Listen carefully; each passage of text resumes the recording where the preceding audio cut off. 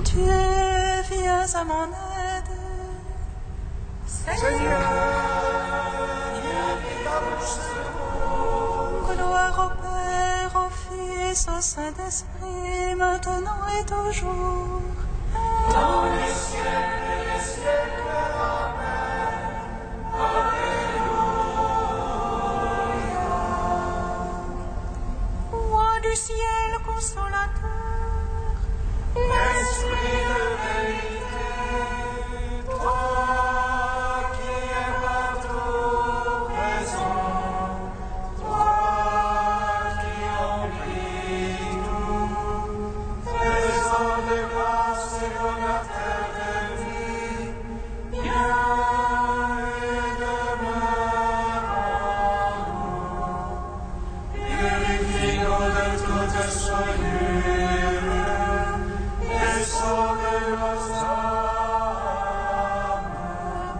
Toi qui es monté, Roi du ciel consolateur, Esprit de vérité, toi qui es partout présent, toi qui emplis tout, trésor de grâce et donateur de vie, viens et demeure en nous. Purifie-nous de toute souillure et sauve nos âmes. Toi qui es Nous te bénissons, Seigneur, pour cette grâce de pouvoir vivre de manière particulière cette semaine de prière pour l'unité des chrétiens. Sois béni pour tous les gestes posés de manière visible ou dans la discrétion depuis la dernière semaine de prière. Viens poser ta main de bénédiction sur le Père Serge Sologoub de l'exarcat du patriarcat œcuménique et sur les fidèles de sa paroisse Saint-Jean le théologien à Meudon. Ouvre nos cœurs pour que nous accueillions l'unité dont tu veux nous combler. Nous te le demandons par Jésus le Christ, notre Seigneur. Amen. courage Jérusalem, il te consolera, celui qui t'a donné un nom. Jérusalem, regarde vers l'Orient, et vois la joie qui te vient de Dieu. Jérusalem, qui t'aborde de tristesse et de misère, revêt pour toujours la beauté de la gloire de Dieu. Car ton nom sera de par Dieu pour toujours, paix de la justice et gloire de la piété. Jérusalem, lève-toi, tiens-toi sur la hauteur, et regarde vers l'Orient. Vois les enfants du Levant au couchant rassemblés, sur l'ordre du Saint plein de joie, car Dieu s'est souvenu. Sur les murailles Jérusalem, je poste des gardes, ni de jour ni de nuit, jamais il ne doit se taire. Ne laissez point à Dieu le répit, jusqu'à ce qu'il restaure Jérusalem et qu'il érige en gloire au milieu de sa terre. Psaume 118, strophe 21. Amen.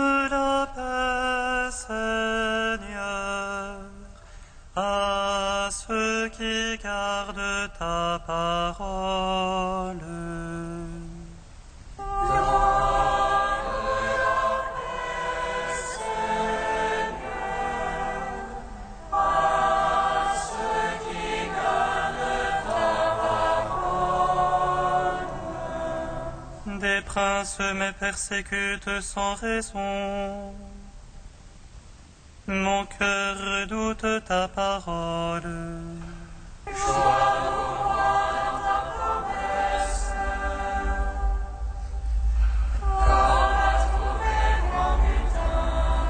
Le mensonge, je le hais, je l'exècre. Ta loi, je l'aime.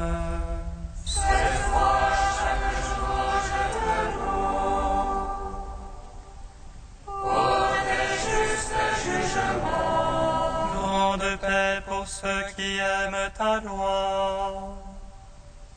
Pour eux rien n'est scandale. J'attends ton salut, Seigneur. Tes ordres, je les suis. Mon âme observe ton témoignage. Je l'aime entièrement. J'observe tes préceptes, ton témoignage. Toutes mes voies sont devant toi.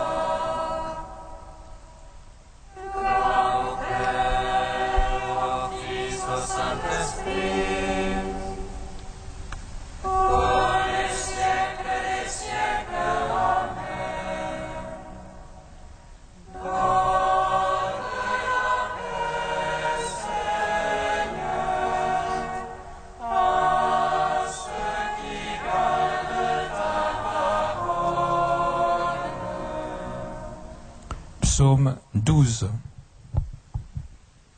Fais-nous revenir à toi, Seigneur, que ton peuple en toi retrouve sa joie.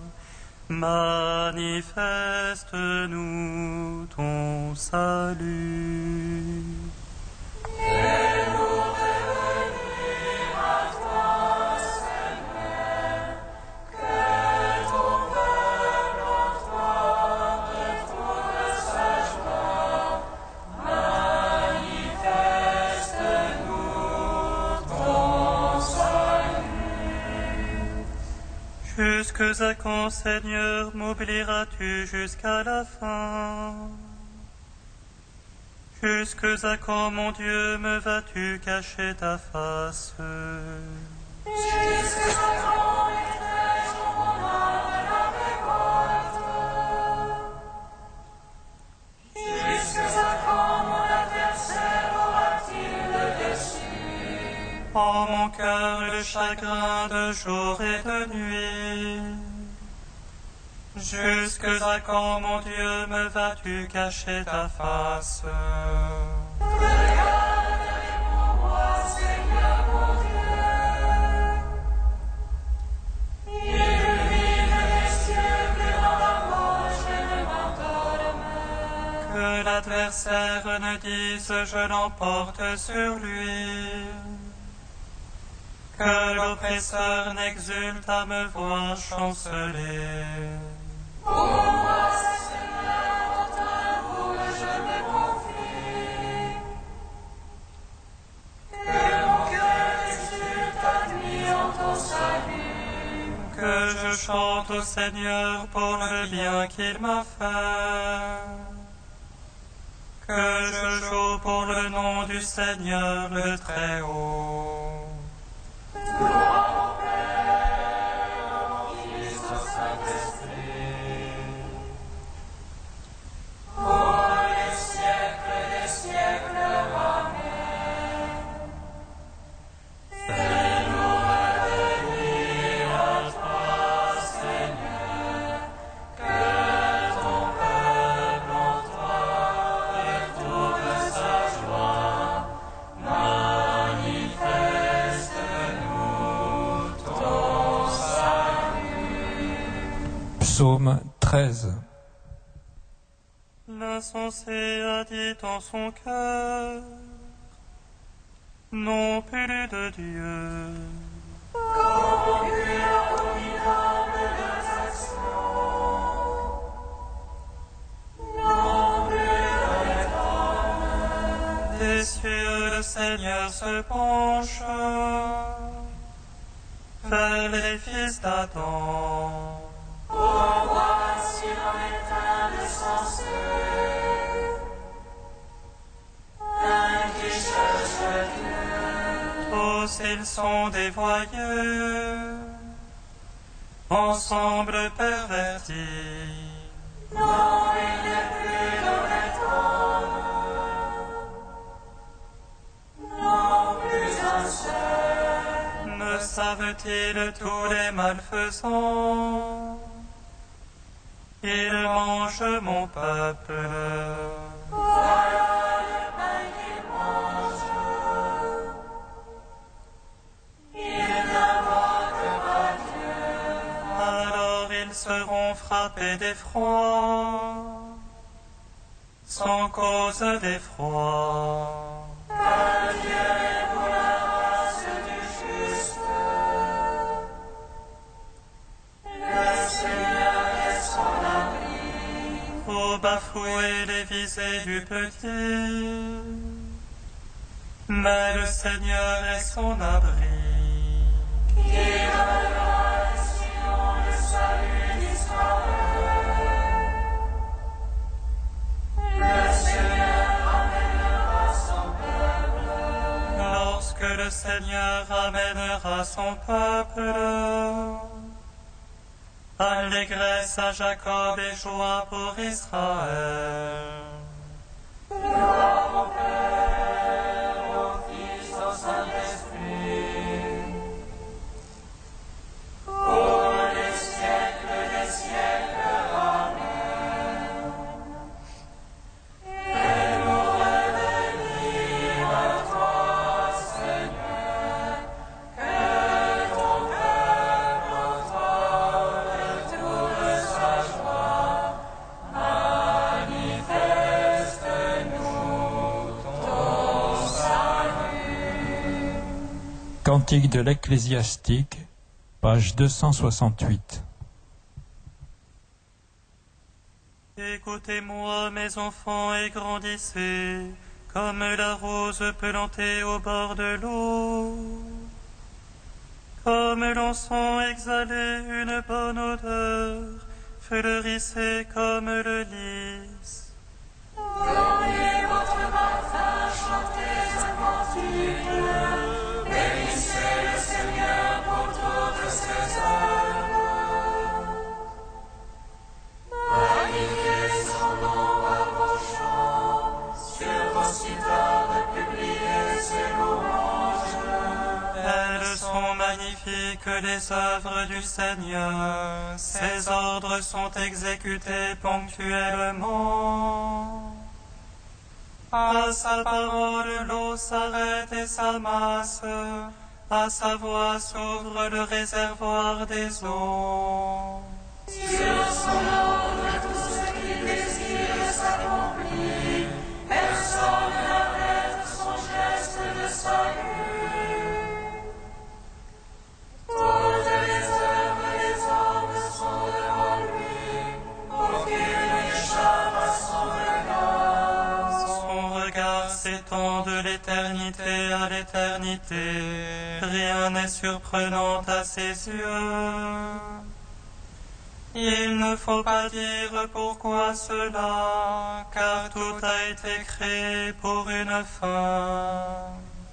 Rendons gloire au Père Tout-Puissant, à son Fils Jésus-Christ le Seigneur. À l'Esprit qui habite dans nos cœurs, pour les siècles des siècles. Amen.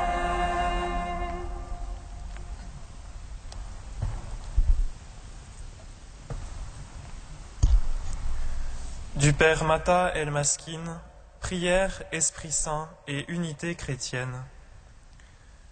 Parce que le chrétien recherche Dieu, il recherche l'unité. Il la ressent présente en son âme, dans la mesure où il y ressent la présence de Dieu. L'unité chrétienne est donc par excellence une exigence de la foi. Nous la recherchons parce qu'elle nous sollicite au plus profond de nous-mêmes. Cependant, tous n'ont pas le même sens de Dieu, et ils ne considèrent pas l'unité sous le même angle. Chez les hommes, l'unité se dilate ou se rétrécit dans la mesure où leurs cœurs sont en relation avec Dieu. D'aucuns ne la ressentent pas du tout, d'autres même la renient. C'est une épreuve de la foi. Dans son essence, l'unité est engendrée par la maturité de la foi et par un trop-plein spirituel qui déborde les barrières de la haine, les divergences de la pensée, les dissensions de l'âme, les artifices de l'intelligence et les préoccupations de la chair. Recherchée au niveau de Dieu, l'unité des hommes est un idéal qui dépasse les forces humaines. Elle surgit par contre comme une nécessité, comme une conséquence inévitable et directe de l'union de l'homme à Dieu.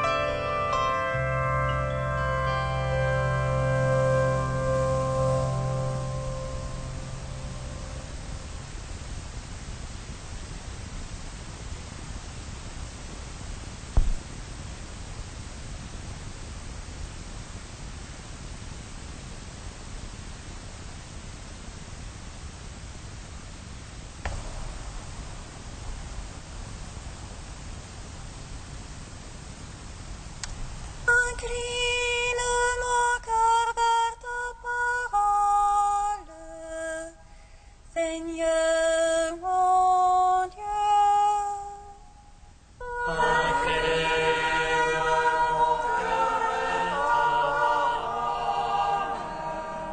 Seigneur mon Dieu. Par le Christ, tous tant que nous sommes, nous formons un seul corps. Incline mon cœur vers ta parole, Seigneur mon Dieu. Lecture de la lettre de saint Paul apôtre aux Romains. Nous avons des dons qui diffèrent pour nous permettre de servir.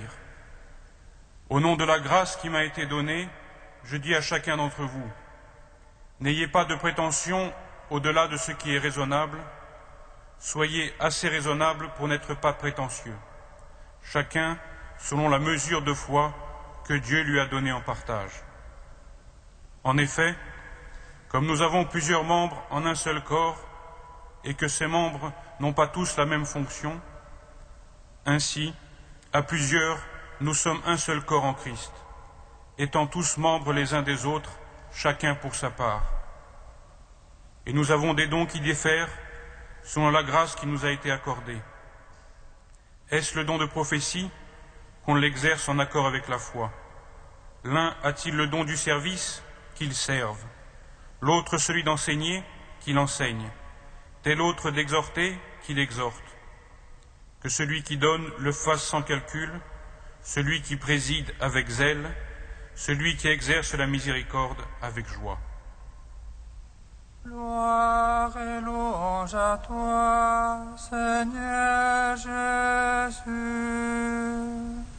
Gloire et louange à toi, Seigneur Jésus.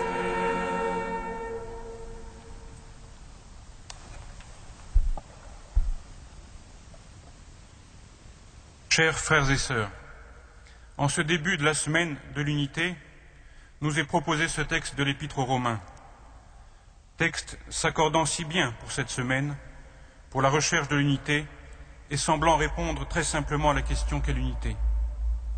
Car de même que notre corps, en son unité, possède plus d'un membre, et que ces membres n'ont pas tous la même fonction, ainsi, nous, à plusieurs, nous ne formons qu'un seul corps dans le Christ, étant chacun pour sa part membres les uns des autres, mais pourvus de dons différents selon la grâce qui nous a été donnée. On pourrait croire que c'est là la situation du christianisme aujourd'hui. L'histoire a été le témoin de nombreuses divisions de l'Église, mais aujourd'hui, semble-t-il, nous sommes capables de surmonter nos divisions. Ne sommes-nous pas d'accord pour dire que ce qui nous unit est plus important que ce qui nous sépare? Et n'entendons-nous pas autour de nous ces récriminations? À quoi bon tous ces débats théologiques, toutes ces querelles byzantines qui n'aboutiront jamais? Vivons dès aujourd'hui dans l'unité sans attendre que nos primats, nos responsables peuvent faire. Nous voyons, nous sommes différents, mais le corps du Christ est différent et nous pouvons vivre dans cette unité. Malheureusement, cette vision de l'Église est trop simpliste. Elle voudrait qu'un tel soit le bras, un autre le pied et un troisième le torse, et que tous ensemble nous formions le corps du Christ. Mais telle n'est pas la compréhension que nous avons de l'Église. À chaque fois que nous récitons le credo, nous confessons l'Église une, sainte, catholique et apostolique. L'Église catholique, selon le tout, dans sa plénitude. Voilà ce à quoi nous appelle l'apôtre aujourd'hui, étant chacun pour sa part membres les uns des autres, interdépendants les uns des autres, pas les uns sans les autres, mais dans la plénitude, dans la communion de foi et dans la communion eucharistique. Et l'apôtre Paul de reprendre les différentes fonctions, mais pourvu de dons différents selon la grâce qui nous a été donnée. Si c'est le don de prophétie, exerçons-le en proportion de notre foi. Si c'est le service, en servant, l'enseignement en enseignant, l'exhortation en exhortant. Cela n'est pas sans nous rappeler les versets de l'apôtre Paul aux Corinthiens, dans l'Épître aux Corinthiens, qui parlent de la diversité des charismes en un unique Esprit Saint. En même temps, on sent bien que ces charismes sont indissociables les uns des autres. Au sein d'une communauté eucharistique, d'un diocèse, d'une église locale, tous ces charismes doivent s'exprimer et se manifester. Il est incompréhensible et inimaginable de voir une église qui servirait, une autre qui enseignerait et une troisième qui exhorterait. Tous ces charismes sont présents dans une seule et même église. Et là est tout le paradoxe de la catholicité de l'église. Toute communauté eucharistique n'est pleinement membre de l'église catholique dans sa plénitude que dans la communion avec les autres et dans la plénitude de l'église qu'elle manifeste. Chaque communauté est l'église et le corps du Christ chaque fois qu'elle célèbre l'Eucharistie. Mais elle ne peut être le corps du Christ qu'en étant en communion avec les autres. Nous ne sommes pas chacun dans son coin un morceau du corps du Christ, mais tous ensemble, nous sommes le corps du Christ. C'est ce mystère que nous vivons pleinement dans nos confessions, dans nos communions, mais malheureusement encore séparés. Cela voudrait-il dire que nous confessions deux Christ, ou trois, ou même plus, des Christs différents? Non, cela personne n'oserait jamais le dire, et encore moins aujourd'hui, dans l'Église orthodoxe, jour de la mémoire de saint Cyril d'Alexandrie, le grand défenseur de l'unité du Christ. C'est juste un appel encore plus pressant à l'unité, à œuvrer pour l'unité. Nous ne pouvons pas confesser l'Église une, sainte, catholique et apostolique dans la division, chacun dans son coin. Il y a urgence à se laisser transformer. Tous nous sommes transformés par la victoire du Christ, nous rappelle le thème de cette semaine pour l'unité des chrétiens. La victoire du Christ sur la mort est le fondement de notre foi. Nous avons tous été baptisés au nom de la Sainte Trinité dans la mort et la résurrection du Christ. Alors, soyons réellement transformés par ce baptême, par cette victoire pour dépasser, dans la plénitude de notre foi, dans la plénitude de la vie en Christ, les obstacles pour parvenir à l'unité parfaite, dont d'en haut. Olivier Clément, notre ami commun, en conclusion à la première journée de l'orthodoxie en France, rassemblement qui voulait manifester l'unité des orthodoxes de ce pays, nous interpellait ainsi. Est-il vrai que le Christ est ressuscité, ou sommes-nous des menteurs qui se contentent de bien chanter? Si le Christ est vraiment ressuscité, un peu en nous aussi, si peu que ce soit, alors soyons assurés que, quelles que soient les difficultés, l'amour et l'intelligence vaincront. Ces paroles peuvent s'adresser à chacun de nous en ce jour. Elles sont un appel à agir pour l'unité dans la confiance, et pour reprendre les paroles de l'apôtre et continuer le passage lu aujourd'hui, que celui qui donne le fasse sans calcul, celui qui préside avec diligence, celui qui exerce la charité en rayonnant de joie. Que votre charité soit sans feinte, détestant le mal, solidement attaché au bien, que l'amour fraternel vous lie d'affection entre vous, chacun regardant les autres comme plus méritants, d'un zèle son nonchalance, dans la ferveur de l'esprit, au service du Seigneur, avec la joie de l'espérance.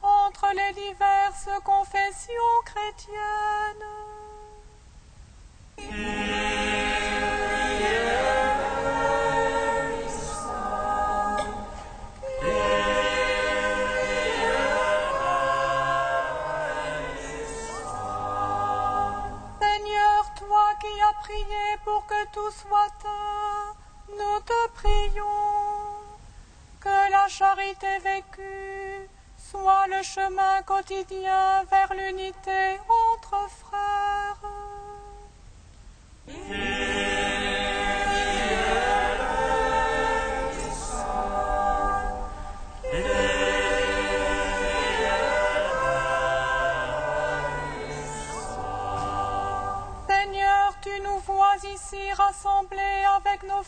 orthodoxe, nous te prions que ce soit un signe d'espérance pour le monde entier.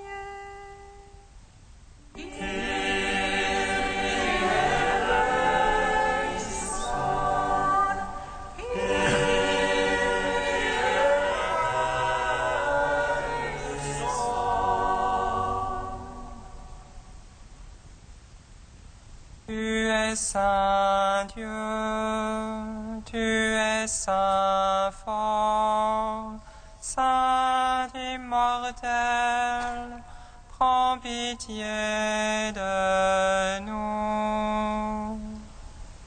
Tu es saint Dieu, tu es saint fort, saint immortel, prends pitié de nous. Tu es saint Dieu, tu es saint fort, saint immortel, prends pitié de nous. Gloire au Père et au Fils et au Saint-Esprit, maintenant et toujours et dans les siècles des siècles. Amen. Saint immortel, prends pitié de nous. Tu es saint Dieu, tu es saint fort, saint immortel, prends pitié de nous. Unis par la même foi et le même amour, en communion avec toute l'Église orthodoxe, Dieu notre Père, nous te bénissons.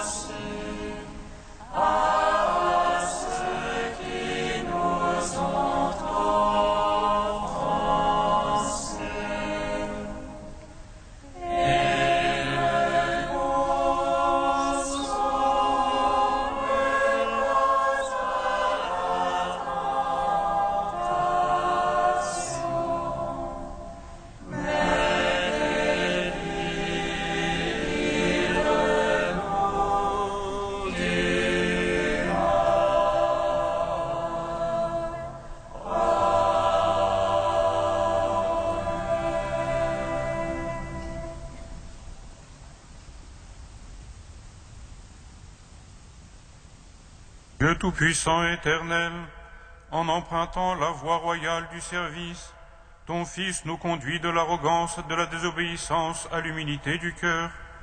Daine nous unir les uns aux autres par ton Saint-Esprit, afin qu'à travers le service de nos frères et sœurs puisse se révéler ton véritable visage, toi qui vis et règnes pour les siècles des siècles.